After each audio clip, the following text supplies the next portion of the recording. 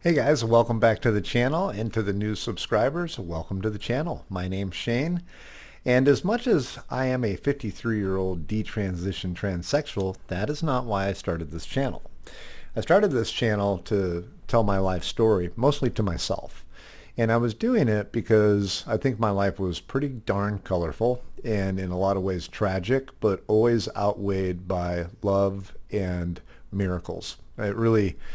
It's an interesting life how different individuals intervened in my life and basically kept me from a life of either being imprisoned or drug overdosing or just held down. I had so many people lifting me up throughout my life. And this is my story. And what I hope to do with it is put these into memoirs and eventually write some books about certain events of my life. So this is sort of an overview of my life. And I was talking about it a couple months ago, but as I was detransitioning and shutting down my business and traveling home, all these things were going on with the strike. And so I got a little distracted, but I really want to get back on track with that. And we will be talking more about detransition, the effects of it. We'll even eventually in my timeline get to how I actually got into transitioning and the build up to that throughout my life. But today I want to really talk specifically about going from being in the foster care system into an orphanage and getting adopted. Now I have talked about it in the past, but when I was talking about it in the past, I still had the effects of estrogen coursing through my veins and fogging up my memory. And it's interesting now that I'm detransitioned and I'm getting my faculties back. It's so amazing how much of my brain function, memory, sort of sharpness that I'm getting back. The hormones really, I'm seeing more and more, and I've said this before, that they really had a negative impact that I couldn't see happening because I was in the fog. But anyways, let me give a recap because we've got a lot of new people who have joined the channel, and I'll try to be brief about it. And we'll eventually kind of do like a long format on this where I think I'm just going to sort of talk it through the timeline. But I was born addicted to heroin because birth mom was a heroin addict. She was using LSD, drinking, pot, all the stuff. And I was, raised in an environment with abuse of mental, physical, sexual, malnourished, in and out of the foster care system, in and out of the court system. And ultimately, at the age of 7, I ended up living with a woman who would become my guardian. I think she was mom's fourth or fifth or sixth husband. I like to say that my birth mom didn't like a drug or a penis that she wouldn't put in her body. And she chose all that stuff over her kids. And, I've forgiven her. I don't want to sound like I'm bitter about it, but, because I understand the disease, being that I'm in recovery myself. I know that she was being, overtaken by the effect of the drugs. She was not in her right mind. So I don't see that she did this to me. She made choices, but really the drugs and the alcohol and the abuse of people in her life did the abuse to me. But she had her part in it, that's for sure. But I ended up eventually living with a guardian who was basically my step grandmother, if that makes sense, because this man she married was the grandson of the woman that became my guardian, but she was the guardian of her grandson because he was born out of wedlock when when her daughter was too young. Every time I tell that, I want to go, Jerry, Jerry, Jerry. But yeah, so at any rate, if that's not confusing enough, but she was a wonderful woman. She would be the one who would first try to get me enrolled in school, though I had never been. And so from 7 to 9, I had some brief stints in school, but there was some, birth mom would come back into the picture and, whisk us kids off. Then, all hell would break loose and we'd end up back with the guardian grandma. and she would try to get us into another school or whatever. So there was so much instability in my life, no education. And what I was really missing out on were my formative years of learning how to learn and getting any sense of structure, respect for authority, but more importantly, any trust in adults. It was really hard to trust people because it just seemed like I was getting discarded all the time. Now, obviously at 7 years old, I wasn't drawing that conclusion, but looking back now, I can see why my teenage years were so wild and why I was so rebellious. But moving forward with this, while living with her, my behavior that I was exhibiting was concerning for her. As much as she was trying to do everything she could for me, I believe she was in her 70s when she was trying to be the guardian. And it wasn't just me. She had my little sister there, and for a while, my older sister in her home. And she was obviously retired, but it was concerning to her that I was starting to hurt myself. I was biting myself. I would, when I'd get frustrated, angry, or hurt, it was not uncommon for me to bang my head on the concrete patio or against a wall. And I would do some pretty tragic things. I would smash my fingers in the door to punish myself. And when it really got concerning for her is when I started to physically harm her dogs. Nothing, I mean, I was 7 years old, but I would bite their little lips or bite their ears. And then I would make them cry, and then I would try to comfort them. Now, looking back on that, I think that what that was a learned behavior, because I used to get so physically abused in the relationships my birth mom was in and by her that she would kick me, beat me, break a rib, but then she would hold me and nurture me and make me promise not to tell anybody what happened. I would have to lie that I, fell off of a swing set, or a bully beat me up, or hit by a car. And so I was in a very dark and twisted world. But I think I made an association between getting abused, getting nurtured in ice cream and a treat. And so it was just a learned behavior. And when I started to exhibit that in her home, that's when she reached out to social services, and social services knew of a program at a children's home that I went to, and it was supposed to be for 90 days, where they were going to evaluate me, treat me, and then hopefully make arrangements to have me get raised by this woman. But the courts intervened, and there was a lot of concern that birth mom would keep coming in and out of the picture, and other relatives. And my whole birth mom side of the family, which was the only family I had, incredibly screwed up people, incredibly screwed up. And we'll talk about them. That's why my memoirs are going to have to be broken into books, because when I tell you guys about my bloodline, my birth family, it's it involves incest and all sorts of crazy things. And I'm not laughing about it, because after all, I'm a product of it.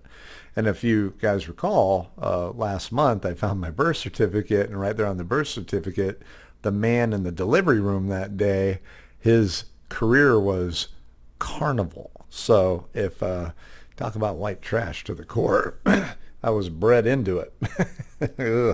But at any rate, so that was at the age that the courts got involved, and I went away for this 90-day program. And it was really sad. Day 90 was really sad for me. I was so excited to go back to this really sweet woman who had this magical home with all sorts of things, activities, musical instruments. Her husband was a worldly traveler and a collector. And she had this amazing, amazing house filled with organs and pianos and harps and guitars and vintage pinball machines and toys from around the world. It was a really great place for a sort of a young, hyperactive kid with an imagination to get lost. And she lived on 5 acres, and there was a pool and a pool room, and it was just in animals and all this stuff. But me being sort of self-destructive, self-harming, and harming animals, she made the right call to get social services involved, and they made the right call by putting me into this children's home. But unfortunately, I would become a ward of the state because they felt that this older woman couldn't take care of me. And again, my world collapsed. That was home number 32. And now I get basically checked into this place where they tell me that you will likely be here until you turn 17 or 18, because not a lot of kids that are 7 and 8 years old who have outburst behavior get adopted. And it was in the way they dealt with kids back then is a story in itself. Again, this is why I want to break my life into books. The 2 worst years of my life were living, well, that's a big statement, right? After all I went through up until the age of 7, but from 7 to 9, living in that orphanage felt like, prison. I didn't know what prison felt like, but looking back at it now and after seeing, jails and, you getting an idea of what living institutional is like, I look back now going, oh, I was basically being conditioned to be institutionalized my whole life, because it was very regimented. Like when I got there, and they said, hey, you're going to be permanent residents here, they had told this grandmother of mine, that I could have some toys, some things that might be important to me. And so she brought them to me, and as I waved goodbye to her, I mean, it was something just like out of an old movie about orphanages. The counselors came and they said, well, don't think you're playing with any of these toys. They'll be locked up until you're ready to leave here. So all these little mementos, all these pieces of my life that I thought I got to keep, nope, those got taken away from me, even my clothes. And I had to go down to the common room and get whatever clothes fit. And that's just the way it was. And in that orphanage, there was no time that you were getting hugged or held or supported. When you cried at night, you just cried. And, and you got told to shut up. And so kids were sort of locked away there and dealt with, but not taken care of. Now, there was a teacher at the campus there that showed an interest in adopting me, because she could see that I was just this frail. I was a very effeminate young kid, very underweight. You could they would call me a shrimp when I got there, because I was so skinny that you could see all my veins and my rib cage and my hip bones. It was really a pretty crazy time. Okay, I had to take a little break there. My DoorDasher got here with my poke bowl, so had to go out and meet him. But at any rate, I think I left off at time in the orphanage. What was I saying? Well, I can just kind of pick up. So at any rate, I end up living in this place, and looking back, it was like this really horrible environment. But there was this one teacher there who took an interest in me. She wanted to protect me, and she would try to give me as much affection and attention as she could, but it was very limited time, because it was only when we had library time. It was very strange how this little orphanage was structured, and then they would bus us out to schools, but then we'd do some schooling there. It was a very poorly structured foster care system, an orphan system back in the 70s. And here was this woman who really showed an interest in wanting to be my foster mom and maybe adopt me. However, over in Pasadena, across town, at a office, there was a program that this sort of sizable corporation sponsored in this orphanage. And this orphanage, I should mention, wasn't a state run. It was privately funded through donors. And this particular organization was a very consistent and big donor to this program. And one thing they would do is they would host our Christmas party for us. And they had subterranean parking, and they would take one level of the parking lot, and they'd do the big banquet tables and bring in the big Santa chair. And what they would do is they would ask employees of this company to sponsor a child for the day, to be their special friend. And that is where I would meet Claire. And that's my adopted mom's name. So spoiler alert, I met my future mom there that day.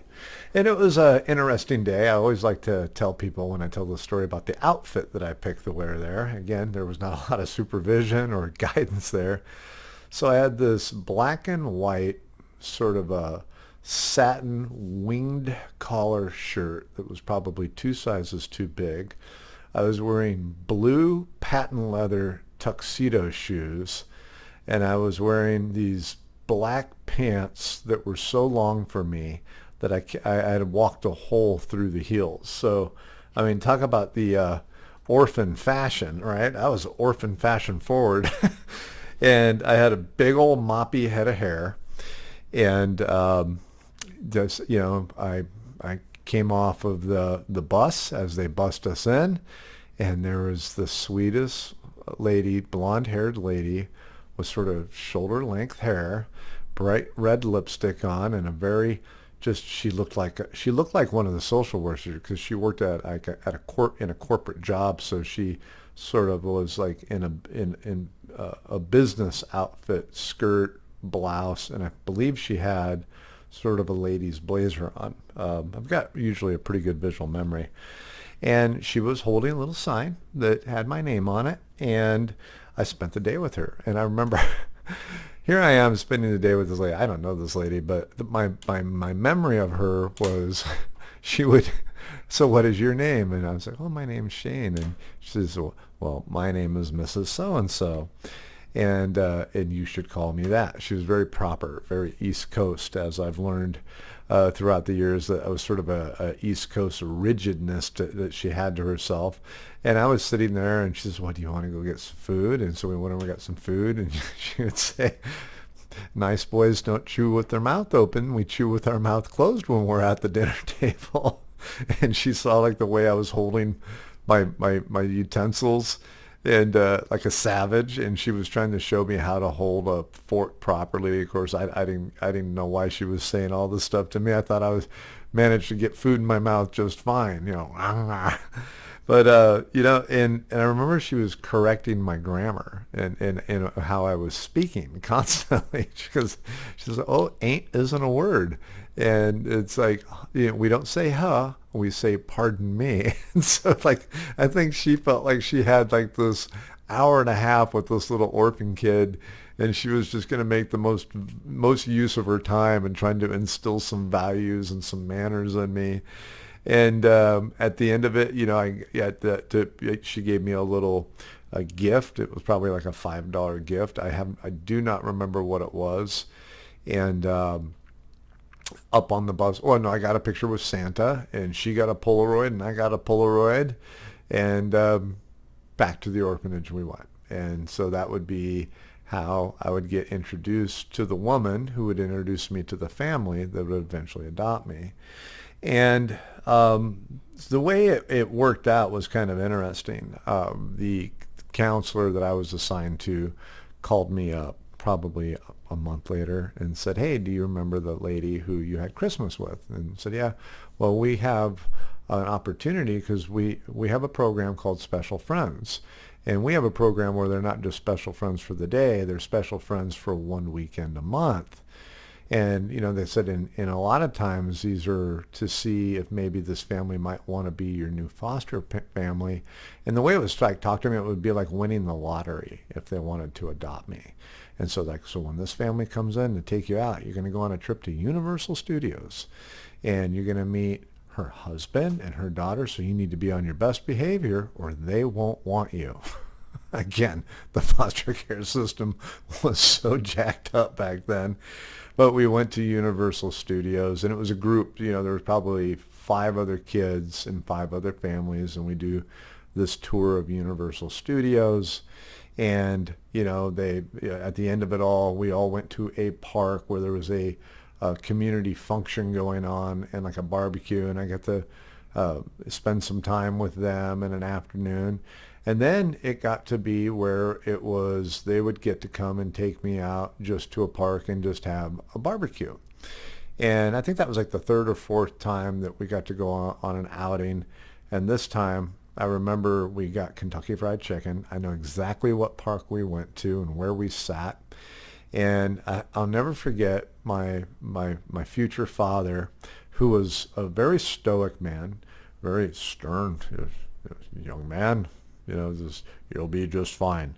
But he was he was eating his chicken sandwich, and he was a heavy nose breather when he would eat. And I just remember looking at him and go, you sure breathe loud through your nose, because you just breathe in and out as he would eat his food. And keep in mind, he was he was a distinguished man. Always either a cardigan sweater or a button up and a tie and horn rim glasses. Keep in mind this is back in the 70s, and always had a couple pens in his pocket. Very much sort of the white collar business worker in sales, and he just everything about that was him. And eventually they had asked me at that trip, hey, would you be interested in you coming with a friend and staying at our house for an overnight on a Friday, in a couple weeks? So I got to pick a friend from the orphanage, and we did an overnight, and there we got introduced to a couple kids in the neighborhood. And thus began, the journey to sort of assimilate me to living within community, being socialized amongst kids with families. And I don't know exactly how long it went on for, from the time I met them till the time that I started living with them. And first it was weekends, then it was like a week there, then a week back at the orphanage, and a week there. And right in that time, that didn't last very long. Then it was we got sat down, a counselor, a social worker. They came in and they said, this family wants to be your foster family. Would you like to go live with them? And, this sweet lady, this kind, gentle giant of a man, he was 6'4", she was 5'2", and their daughter, who was, I think at the time she was 16 or 15, and I was 9 going on 10. And so there was a bit of an age gap, and she was, off in high school a lot, and she was going to a private all-girls school, and they had really high expectations for me. But I also remember them saying, our expectations are high for you for what you can achieve, but we only ever expect you to do the best of what you can do. So they didn't put a lot of pressure on me to even be a member of their family. It felt like it was totally up to me at that age. And I remember the night we all went out. My dad used to call it Casa de Caca, but it was a restaurant called Toro de Oro.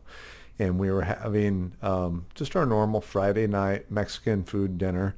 We went out to Toro de Oro every Friday for probably 6 years after that. But that was their normal place they had been going to since it had opened.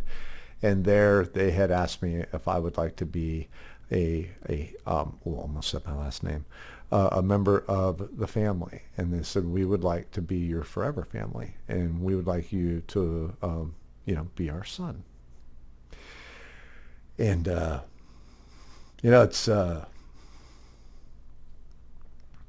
it's tough for me to tell this right now because my mom's not doing well. And so it's why it's important for me to get this out there. She's 86. She misses her husband. All of her friends have died, and she's in the early stages of dementia, but she's sliding down really fast. I'm so lucky to have her. And they adopted me at 9.5 years old. I went to live with them full time, and at 10, they adopted me. And I think that's a good place to stop for today. But there's good in the world, people. There really is. There's some real good in the world. To go from the life I went through in a moment, at 9.5, 10 years old, my life just 180'd. The opportunities that came from that relationship, from this lady just volunteering to meet a kid for lunch, it's beautiful. And sometimes I forget all that, my self-centeredness and my obsession over my own issues. I'm 53, but I got a call this week that mom wasn't doing well, and start spending some time with her because the end is near. And I've been thinking about her a lot. It was interesting. I'll talk more about it, but we had a very contentious relationship through my years, especially with the cross-dressing and her wishes for me and my rebellion and everything. But man, that woman made such a difference in my life. My father ended up becoming my best friend. And the future story will tell more about that. But he wasn't my best friend like today's parents are best friends. My father didn't become my friend until I was an adult. And he used to tell me, I'm not here to be your fucking buddy. I'm your father, and I'm here to raise you and get you ready for the world, because life is tough, and you need to be ready for it. Okay, guys.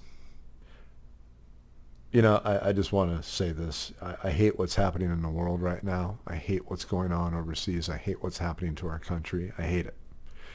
And, I'm one of these people, God-loving American, who loves everything America stood for up until about 20 years ago. I mean, I know it's been changing for a long time, but I really hope we as a people can take time to look at what we're doing to kids, look into these ideas we've been introducing into them, including transsexualism, all this stuff, and take a moment to realize that, the world needs God, the world needs love, the world needs to, individuals need to stop being so self-centered and start caring about each other, because the whole reason I'm here today is because a family that had their life set, they disrupted their life to take care of somebody because they were concerned about somebody beyond themselves, a stranger, a kid they didn't know, a kid they weren't responsible for bringing into this world, a kid so fucked up that it would disrupt the next 10, 12 years of their life, the stuff I put them through. And they never gave up on me. And they never chose for themselves. They always put their kids as a priority. And I sucked a lot of energy out of that family. I'll be back with you guys soon. Thank you very much. And I'll be back. God bless you all. Say a prayer for the world. We need it.